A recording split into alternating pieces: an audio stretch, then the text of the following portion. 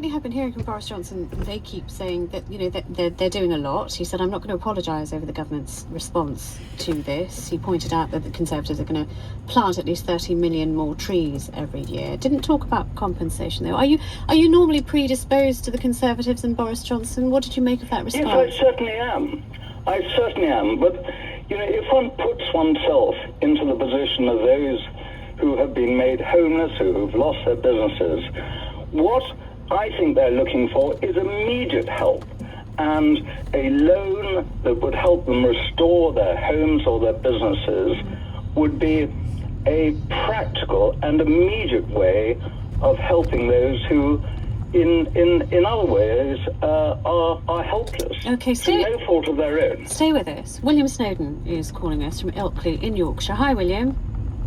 Good afternoon. Hi, so some of your neighbours not so far away are caught up in this. Yes, well, my own back garden was flooded. But, when you get a month's supply of water coming down in one day, you shouldn't be surprised. It's a natural phenomenon, and you just have to deal with it. My own back garden was flooded and couldn't use the back door for several days, but it receded naturally. But, flood defences can only achieve so much in low-lying areas, which are close to river systems. And the floodplains, obviously, the name indicates, is where rivers flood. So I think, if you're looking at this in terms of who was responsible, obviously I noticed when it was first muted with the people who were flooded in Doncaster, they were blaming the local council for not responding. Said no one from Doncaster Council had been. Now that's a Labour control council, and that's where delegated responsibility lies. But I don't blame them. I mean, the emergency services did respond, and the army responded. I don't blame anyone. It's just a natural thing that happens, and we have to take some personal responsibility ourselves when that happens. Well, yeah. Sorry, I was just going to say, the local government, you say, sort of in the spotlight. And Boris Johnson had quite a tough time, didn't he, when he went to some of those flood-affected areas? Well, Jeremy Corbyn went up previously, didn't he, and rather put the boot in, making attacks on him for partly political reasons, I thought. And I thought that was quite disgraceful. And then, of course, when he went up, he was subjected. It made me quite ashamed because I'm a working class Yorkshireman. I don't sound like it. That's education and working with ex-public school boys. But I was quite ashamed at the way they responded to him. They should have treated him with more courtesy and respect. I know when you have that situation, you are rather fraught. I have had a property that was flooded myself. I know what it's like. But there's no excuse for bad behaviour. He wasn't responsible for the rain. He wasn't responsible for the river flooding. They flood. When I used to work with the Environment Agency when I worked as a volunteer ranger, there are various trains of thought about whether rivers should be dredged or not. Yeah. If you do dredge them, it can create problems for the people who live further downstream because the river flows faster. Okay. So there are various views on this, and it's not quite as simple as some people suggest. So you're painting a picture of weather happening and complicated different infrastructure ideas that may deal with it in the future. But right now you've got people who've lost. David, you're still here, aren't you? David Willis is still here. Yeah, I agree with everything you said. So what about this? So you can talk to each other. But David's saying, look, this interest-free loans for the people who've lost things. What do you think of that, William? I think whatever help you can give them when they're in that kind of situation, we should, as a nation, we should respond. It's just my point was about responsibility, who's responsible, and suggesting it was Boris Johnson's fault, I thought was absurd. They turned it into a political football match. I don't like that. I didn't like it on the panel when I heard it last night. It was happening there. I think they should treat people who are listening to these programmes and people in the country with more respect. We are mature, we are sensible, we are intelligent. We know these things happen, and then the authorities have to respond as best they can. And they do take measures because, as I say, I used to work as a volunteer ranger. A lot of measures are taken, but you can't control natural phenomena. All right, thank you very much, William. Thank you, David. 03700 100 444. Richard Bunning is calling us from Darverton in Somerset. Hello. Yes, hello, Anita. And the answer is, well, yes, you can control natural phenomenon in some situations. Here in Devon 4 years ago, we had £57,000 worth of damage from the flooding to our farm. Since a really revolutionary far-sighted policy called upstream thinking was implemented on Exmoor and the Blackdown Hills, that flooding has ceased. The runoff rate from the moors has gone down by a third, and the river now barely gets over the banks.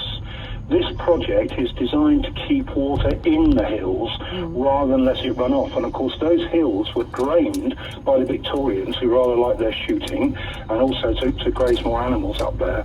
And that's why the natural process of mires up on moors keeping water and releasing it slowly, which of course is infinitely better for the environment, for the wildlife, but also increases carbon capture through laying down more peat.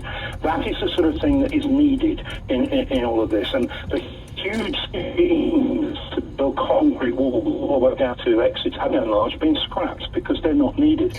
So just I mean, because there was much talk when it came to sort of the area around Fish Lake, that there had been measures taken around Fish Lake and the area that was nearby, and the unintended consequence of that was that a whole shed load of water was dumped elsewhere.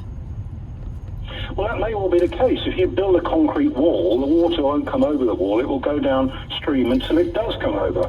What I'm talking about is keeping the water on the hills before it even gets into the lowlands. That's worked here in Devon. And it's very interesting, of course, because this area is quite affluent down to Exeter. And, you know, the statement about, well, if this happened in Surrey, maybe they'd jump about. But look, there are two things you can judge a government by. One is the response to the emergency, and the other one is prevention into the future.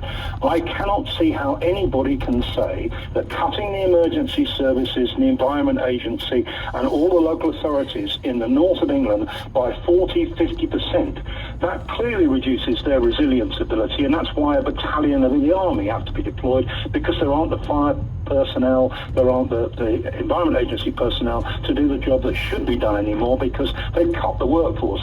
So I think on any measure of resilience, the Conservative Party has to be held account, because they've been in charge for 10 years. So are you suggesting there's some kind of north-south divide when it comes to investment in areas and personnel and firefighters and that? I only go on the figures, Anita. I'm not from Yorkshire, I'm from the southwest. The figures say that the cuts in manpower and resources in the north have been twice near enough what they have been elsewhere down in the south. Now, you know, the figures say that, not me. Well, can I just run through some of the figures? Because as always, numbers become weapons when you're in the run-up to an election. So if you're talking about the cuts to the total number of firefighters, we have got cuts of 25% in South Yorkshire, 36.2% West Yorkshire, Derbyshire 11.2%, but then Surrey, a comparable cut, 25% is what's been cut in Surrey also.